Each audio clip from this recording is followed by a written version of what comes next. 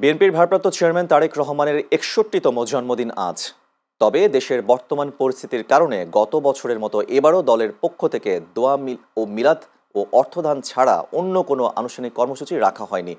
১৯৬৫ সালের এই দিনে জন্ম নেওয়া তারেক রহমান বিএনপির প্রতিষ্ঠাতা শহীদ রাষ্ট্রপতি জিয়াউর রহমান ও সাবেক প্রধানমন্ত্রী খালেদা জিয়ার বড় ছেলে। পরিবারের তার ডাক নাম পিনো। তারেক রহমান ২২ বছর বয়সে ১৯৮৮ সালে বগুড়ার গাবতলী থানা বিএনপির সদস্য হিসেবে আনুষ্ঠানিকভাবে রাজনীতিতে যোগ দেন। এর আগেই তিনি রাজনীতিতে সক্রিয় ছিলেন। ১৯৯১ ও ২০০১ সালে জাতীয় সংসদ নির্বাচনে মায়ের পাশাপাশি দেশব্যাপী প্রচারণায় অংশ নেন। পরে ২০০২ সালে তিনি দলের জ্যেষ্ঠ যুগ্ম মহাসচিব হিসেবে দায়িত্ব পান।